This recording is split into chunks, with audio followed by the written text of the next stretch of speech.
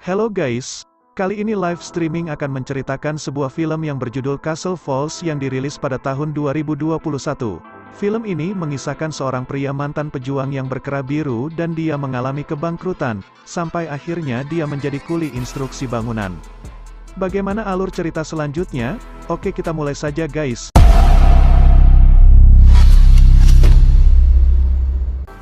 Di awal film, kita diperlihatkan seorang pria yang bernama Mike. Diketahui Mike ini adalah petarung MMA yang melegenda, namun karena dia tidak muda lagi dan sempat mengalami cedera yang cukup parah, oleh karena itu dia tidak pernah bertarung lagi. Kemudian Mike datang untuk menemui manajernya. Mike meminta kepada manajernya agar dia bisa bertanding lagi. Namun manajernya itu mengatakan bahwa Mike tidak bisa ikut bertanding lagi karena dia sudah cukup tua dan pernah mengalami cedera yang sangat parah. Bahkan Mike mengalami 3 kali kekalahan di pertandingan sebelumnya secara berurutan dan karena hal tersebut tidak ada lagi sponsor yang mau memakai Mike lagi. Namun di sana Mike kekeh minta mantan manajernya untuk membawanya bertanding lagi karena saat ini Mike mengalami kebangkrutan dan sangat membutuhkan uang.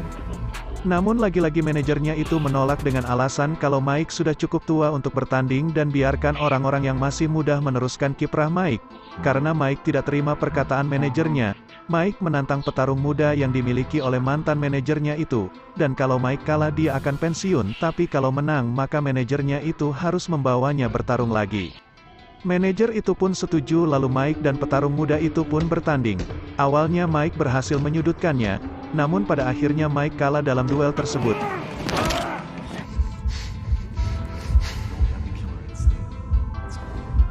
Saat di apartemen akhirnya Mike sadar kalau dirinya bukanlah petarung handal lagi. Dan sekarang dia juga sudah bangkrut, bahkan saat ini dia harus keluar dari tempat tinggalnya karena sudah tidak mampu untuk membayar uang sewa apartemennya. Ketika hendak meninggalkan tempat tersebut, Mike memberikan sarung tinjunya kepada anak-anak yang kebetulan ada di sana, yang artinya Mike akan benar-benar pensiun.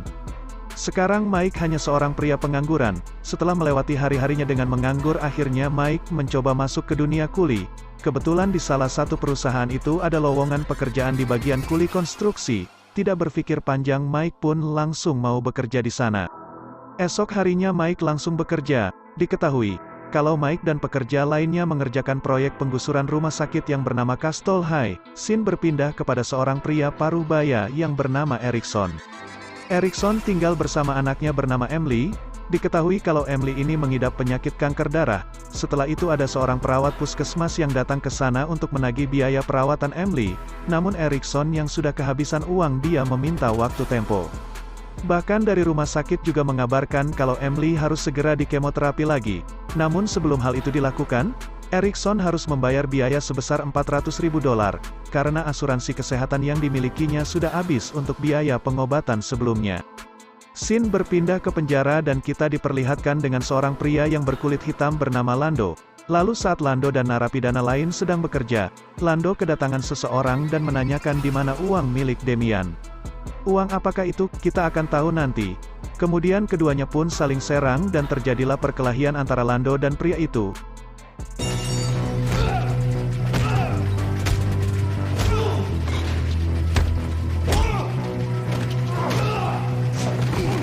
Scene berpindah kepada Mike. Mike masih tidak menyangka dengan hidupnya sekarang. Dulu dia adalah seorang petarung hebat dan sekarang dia hanyalah kuli konstruksi bangunan. Lalu tak berselang lama, bos proyek datang dan menegur Mike karena terus merenung. Bos proyek itu menyuruh Mike untuk terus bekerja karena penggusuran rumah sakit ini akan dihadiri oleh wali kota setempat. Di sana terlihat wali kota itu sedang berpidato dan mengatakan kepada semua warganya kalau gedung rumah sakit yang tidak terpakai itu akan diubah menjadi sesuatu yang dibutuhkan warganya, yaitu sebuah gedung olahraga. Diketahui penggusuran itu akan dilakukan pada hari lusa. Lando yang kebetulan sedang menonton TV dan melihat berita rencana penggusuran tersebut, dia pun sangat kaget. Lalu dia meminta penjaga di sana agar kepala sipir segera menemuinya. Singkat cerita, Lando akhirnya ketemu dengan kepala sipir yang ternyata kepala sipir itu adalah Erickson. Di sana Lando meminta kepada Erickson untuk memindahkannya ke sel selatan. Lando menawarkan uang yang sangat banyak kepada Erickson untuk kebutuhan keluarga Erickson. Karena Lando telah membawa-bawa nama keluarganya, Erickson pun emosi dan langsung menghajar Lando. Esok harinya, Erickson datang lagi menemui Lando dan ingin menyetujui permintaan Lando karena Erickson sangat membutuhkan uang untuk pengobatan Emily. Kemudian Lando bercerita kalau dia pernah mencuri uang sebesar $3 juta dari Damian, dan uang tersebut disimpan di gedung rumah sakit Castle High yang sebentar lagi akan digusur. Di sini Lando tidak menginginkan uang tersebut, ia hanya meminta kepada Erickson agar dirinya dipindahkan ke sel selatan. Karena di sel ini, Lando selalu diburu dan diserang oleh anak buah Damian.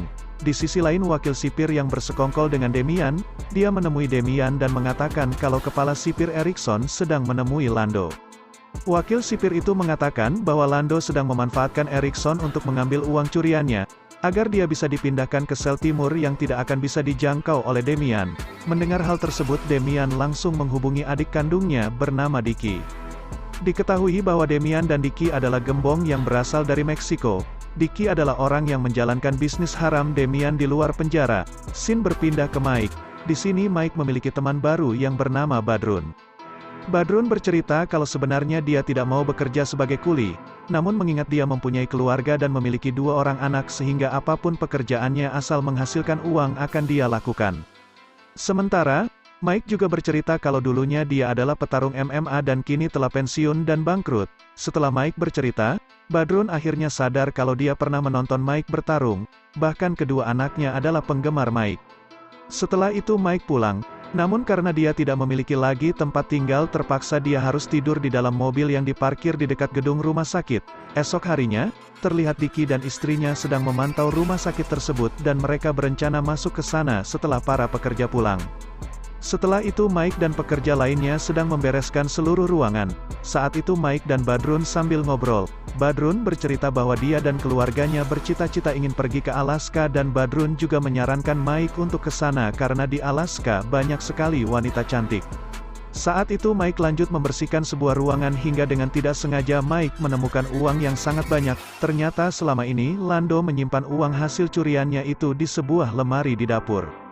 Saat itu karena jam kerja mereka telah habis Badrun pun mengajak Mike untuk segera keluar. Mike tidak mengatakan perihal uang itu dan dia hanya mengambil $10, yang ternyata Mike juga berencana untuk mengambil uang tersebut setelah para pekerja pulang. Di sisi lain, Dicky adik kandung Damian itu mengumpulkan anak buahnya untuk bersiap-siap masuk ke gedung rumah sakit sembari menunggu kedatangan Erickson. Karena hanya Erickson yang tahu di mana uang itu disimpan, bahkan anak buah Dicky itu akan menyamar sebagai pekerja konstruksi. Di lain sisi, Erickson sedang bersiap-siap menjalankan rencananya untuk mengambil uang tersebut. Sebelum pergi, Erickson berpamitan dengan anaknya dan mengatakan bahwa dia harus pergi karena sedang ada pekerjaan mendadak. Scene berpindah kepada Mike. Saat Mike sedang bersama pekerja lainnya yang sedang ingin membeli bir, Mike beralasan kepada Badrun kalau jaketnya ketinggalan di gedung rumah sakit itu. Dan Mike berjanji akan segera kembali sambil memberi Badrun uang $10 untuk membeli birnya. Kemudian Mike pun langsung bergegas ke gedung rumah sakit itu dengan cara sembunyi lewat belakang jalan. Setelah sampai di dalam gedung, Mike langsung melihat uang itu. Mike sangat senang dan tidak pernah menyangka akan mendapatkan uang sebanyak itu. Tidak langsung pergi, Mike malah menghitung uang tersebut karena Mike beranggapan kalau tidak akan ada yang datang ke gedung tersebut mengingat gedung itu akan segera diruntuhkan. Tidak lama kemudian, Erickson sampai di gedung rumah sakit itu dan bergegas masuk ke dalam. Namun saat Erickson ingin masuk, anak buah Dicky melihat Erickson dan langsung melaporkannya kepada Dicky. Lalu beberapa menit kemudian Dicky datang bersama anak buahnya yang menyamar sebagai pekerja konstruksi kuli. Mereka lewat samping gedung yang ternyata di sana ada seorang penjaga. Tidak banyak bicara, istri Dicky langsung menghabisi penjaga itu. Sementara Erickson sedang berjalan menuju lantai 6 tempat uang itu disimpan. Di sana banyak dinamit yang disimpan oleh para pekerja konstruksi kuli bangunan itu yang 4 jam lagi akan diledakkan. Kemudian di sana Dicky menyuruh anak buahnya berpencar untuk menemukan Erickson. Scene berpindah kepada Mike. Mike mulai menyadari bahwa di ruangan itu ada seseorang yaitu Erickson yang sedang berusaha mencari keberadaan uang tersebut. Mike langsung memasukkan uang tersebut ke dalam tas dan ingin keluar dari gedung tersebut secepat mungkin. Namun saat Mike hendak menuruni tangga, Mike melihat anak buah Dicky dan Mike pun langsung kembali ke lantai atas. Di sisi lain Erickson terus berusaha mencari uang tersebut hingga ia menemukan selembar uang yang sudah tercecer. Dari sini Erickson sadar kalau uang itu sudah diambil orang. Sementara Mike yang terus berusaha keluar dari gedung rumah sakit itu, ia malah tidak sengaja menendang sebuah besi. Hal tersebut terdengar oleh komplotan Dicky dan juga Erickson. Komplotan Dicky langsung mencari sumber suara tersebut. Beruntungnya Mike berhasil bersembunyi. pada saat Mike bersembunyi, Mike melihat Erikson yang saat itu juga sedang bersembunyi. Salah satu anak buah Dicky hampir saja menemukan keberadaan Mike, namun akhirnya dia teralihkan karena ada salah satu orang asing yang berusaha masuk ke gedung rumah sakit itu. Ternyata orang itu adalah Badrun yang sedang mencari Mike karena tak kunjung datang menghampirinya di tempat pembelian bir. Komplotan Dicky langsung menggeledah Badrun sampai akhirnya istri Dicky menemukan selembar uang dari kantong saku Badrun, sehingga mereka beranggapan kalau Badrun adalah orang yang mengambil uang tersebut. Badrun pun disiksa agar dia mau mengakui di mana uang itu ia simpan. Namun Badrun yang tidak tahu apa-apa dia hanya bisa pasrah. Mike melihat Badrun sedang disiksa namun dia tidak bisa berbuat apa-apa. Lalu saat Dicky hendak membunuh Badrun, Mike dengan spontan kaget dan keberadaannya pun diketahui oleh komplotan Dicky. Kemudian Dicky menyuruh anak buahnya untuk menghabisi Mike. Sementara Mike sangat merasa bersalah kepada Badrun karena gara-gara dia Badrun dibunuh. Lalu Mike menyembunyikan uang tersebut dan ingin menghabisi komplotan yang telah membunuh Badrun sahabatnya itu. Saat Mike sedang menghajar anak buah Dicky, tiba-tiba istri Dicky datang menodongkan senjata ke arah Mike. Bring him down here. Live, please. Alhasil Mike menyerahkan diri dan dibawa turun atas perintah Dicky. Karena Mike sangat hebat bertarung, akhirnya Mike lolos kabur melalui pembuangan sampah. Namun ternyata, di sana sudah ada Erikson yang langsung menodongkan pisau ke arah Mike. Erikson menanyakan kepada Mike di mana ia menyimpan uang tersebut. Namun Mike mengaku kalau dia tidak tahu apa-apa karena dia hanya pekerja kuli konstruksi di gedung rumah sakit ini. Ketika Erikson lengah, Mike pun langsung menghajar Erikson dan terjadilah perkelahian.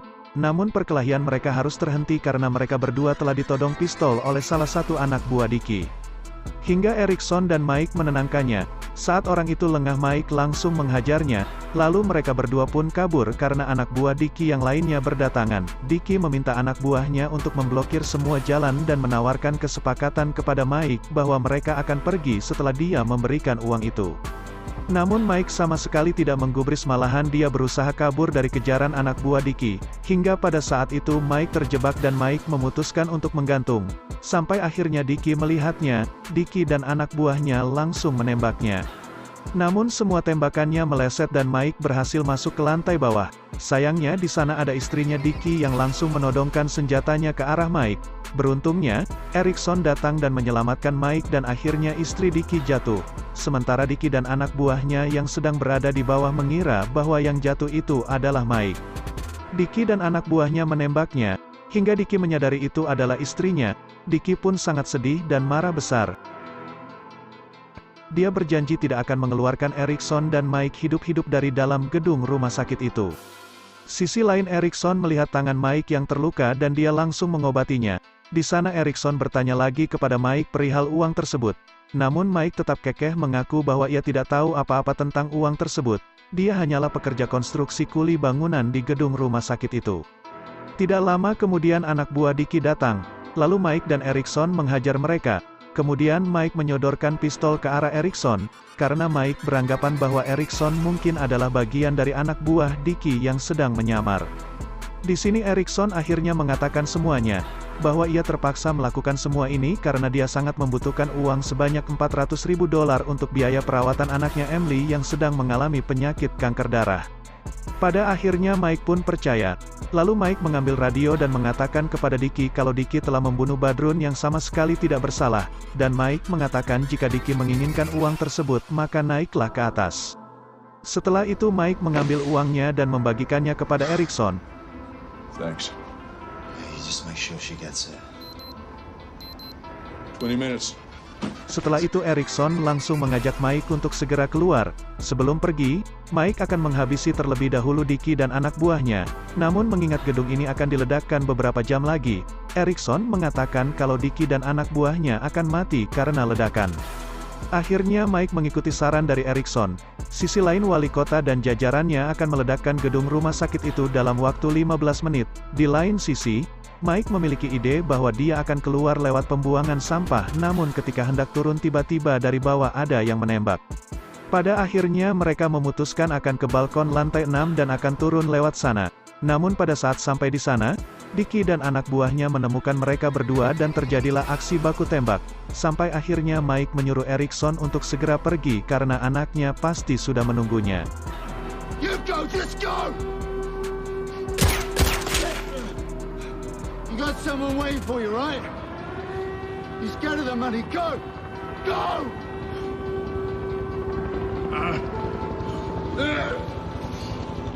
Sampai akhirnya Mike kehabisan peluru dan Mike melempar sebagian uang ke arah Dickie dan akhirnya terjadilah duel antara Mike dan Dickie.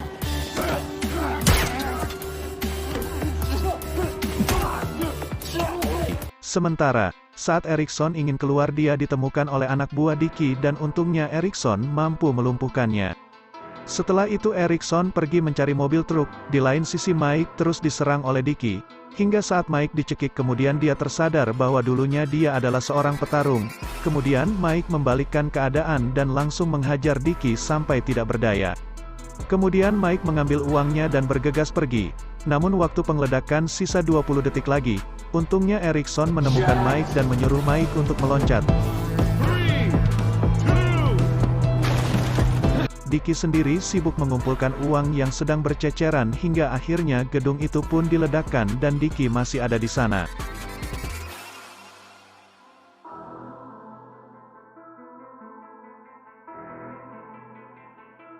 Beberapa hari kemudian, Mike memberikan beberapa uang untuk keluarga Badrun dan mereka sangat bahagia karena mereka sudah tidak punya kepala keluarga. Lalu Mike memutuskan untuk pergi ke Alaska karena Badrun pernah menyarankan Mike untuk pergi ke sana. Setelah itu, Erikson membawa Damian ke sel selatan karena itu adalah salah satu permintaan dari Lando. Mereka pun meninggalkan Damian sendirian. Setelah itu Lando dan gengnya datang lalu menghabisi Damian dan film pun berakhir. Fucking soft block, motherfucker.